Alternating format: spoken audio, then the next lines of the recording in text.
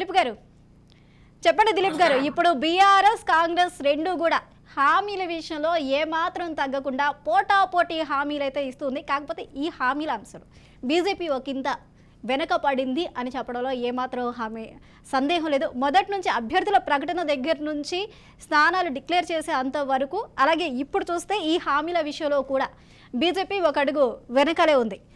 మొత్తంగా ఇప్పుడు చూసుకున్నట్లయితే కొత్తగా వీళ్ళు తీసుకొచ్చిన మేనిఫెస్టోలు ప్రజలకు ఇవ్వాలనుకున్న ఏవైతే సంక్షేమ పథకాలు ఉన్నాయో వాటికి బీఆర్ఎస్ చూసుకుంటే 50,000 కోట్లు ఎక్స్ట్రా పడుతుంది. అలాగే కాంగ్రెస్ ఇచ్చిన హామీలు చూసుకున్నట్లయితే 80,000 నుంచి 1,00,000 కోట్ల వరకు ఎక్స్ట్రా బడ్జెట్లో ఆడే అవకాశాలని, మొత్తం ఇప్పుడు బీజేపీలో చూస్తే 11,000 కోట్లు మాత్రమే ఉన్నాయి. అంటే ఏంటి మీరు ప్రచారంలో వెనకబడ్డాం కదా అని చెప్పేసి మేనిఫెస్టోలు కూడా వెనకబడుతున్నారా? అసలు ప్రజలకి ఏం చెప్దాం అనుకుంటున్నారు? ఒక పక్క పార్టీలు ఇన్ని హామీలు ఇస్తుంటే బీజేపీ ఎందుకు స్తబ్దుగా ఉందంటారు? నమస్కారం అండి. నమస్తే. మా అక్కడ పార్టిసిపేట్ చేస్తున్న గురువు గారు పుల్లారావు గారికి నమస్కారం. అదేవిధంగా నిన్న మొన్నటి దాకా నరసింహ మా పార్టీలోనే ఉన్నారు, సహచరంగా ఉన్నారు, వారికి కూడా నమస్కారం. అయితే ఇప్పుడు మనం ఎన్నికల మేనిఫెస్టో గురించి మాట్లాడుతున్నామండి. ఎన్నికల మేనిఫెస్టో అనేది చాలా విశదీకరించిన వ్యక్తి పుల్లారావు గారు. వారు దాన్ని అనలైజ్ కూడా చేసింది. పెద్దలు వారేమి ఒక పార్టీకి ఒత్తాసు వాళ్ళకే విధంగా ఎప్పుడు కూడా అనలైజ్ చేయరు. వారు వాస్తవాలనే అనలైజ్ చేస్తారు. అది ఏ పార్టీ అయినా, ఏ పార్టీ బాధపడ్డా, ఏ పార్టీ. అంటే దిలీప్ గారు ఇక్కడ వాస్తవంగా అనలైజ్ చేశారని మీరు చెప్తున్నారు. పుల్లారావు గారు ఒక విషయం చెప్పారు మనకి.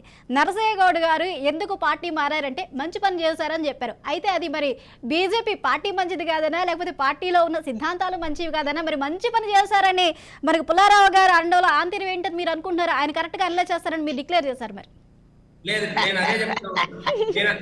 నేను అదే చెప్తున్నానండి. నా పేరు దిలీపాచారి. నేను నాగర్ కర్నూలు అసెంబ్లీ నియోజకవర్గం నుంచి పోటీ చేయాలనుకున్నా. లాస్ట్ టైం నేను పోటీ చేసిన బీజేపీ నుంచి. ఈసారి నాకు టికెట్ రాలేదు. పొత్తులో భాగంగా జనసేనకు కేటాయించారు. లేని జనసేనకు టికెట్ కేటాయించొద్దని చెప్పి నేను కూడా పార్టీ ఆఫీస్ దగ్గరకు వచ్చి ధర్నా చేసిన వ్యక్తినే. కానీ చివరాఖరికి పార్టీ తీసుకున్న నిర్ణయాన్ని గౌరవిస్తూ సిద్ధాంతానికి నిబద్ధతతో కట్టుబడ్డ వ్యక్తిని కాబట్టి, విలువలు కలిగిన రాజకీయాన్ని చేయవలసిన వ్యక్తిని కాబట్టి, విలువలు నెలకొల్పాలని చెప్పి రాజకీయాల్లోకి వచ్చిన కాబట్టి నేను అదే పార్టీలో కొనసాగుతున్నా. అది నా సిద్ధాంత నిబద్ధత. నరసయ్య గౌడ్ గారు నేను చిన్నప్పటి నుండి ఆర్ఎస్ఎస్ లో పనిచేసిన, ఏబీపీలో పనిచేసిన, బీజేపీలో పనిచేసిన, నాకు టికెట్ ఇవ్వలేదు కనుక నేను ఇండిపెండెంట్ గా పోటీ చేసిన.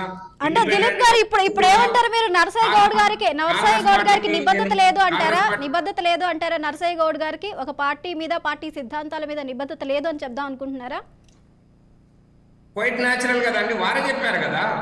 ఇప్పుడు వారు మీరు అడిగిన క్వశ్చన్ ఏం చెప్పారు? స్ట్రేట్ ఫార్వర్డ్ గా అడిగారు. మీకు సీట్ వచ్చింటే మీరు పోటీ చేసే వాళ్ళ అదే పార్టీలో ఉండేవారా అని చెప్పి, అదే పార్టీలో ఉంటే పోటీ చేస్తుంటే అని చెప్పారు.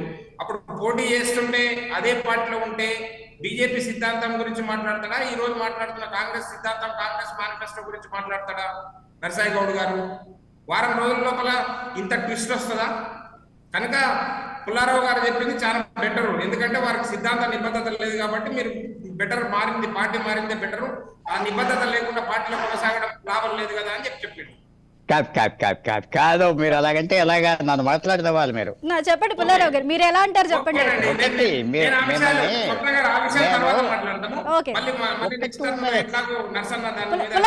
పుల్లారావు గారు ఒక్క నిమిషం ఉండండి. దిలీప్ గారు ఫ్లో మిస్ అవుతారంట, విందాం ఒకసారి. చెప్పండి దిలీప్ గారు. నేను ఎన్నికల మేనిఫెస్టో గురించి మాట్లాడతానండి.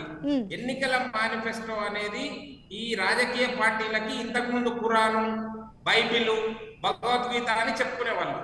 కానీ ఇప్పుడు జనాలని మోసం చేయడం కోసం, జనాలని మభ్యపెట్టడం కోసం, మభ్యపెట్టి ఓట్లు వేయించుకోవడం కోసం, ఓట్లు వేసుకున్నాక అధికారం చేజిక్కించుకోవడం కోసం, అధికారం చేజిక్కించుకున్న తర్వాత నిరభ్యంతరంగా సిగ్గు లజ్జ అనేది లేకుండా మొత్తము గంగలో పాతిపెట్టి వీరు అధికారాన్ని అనుభవించడం కోసం మాత్రమే ఎన్నికల మేనిఫెస్టో అనేది తీసుకొని వస్తున్నారు. కానీ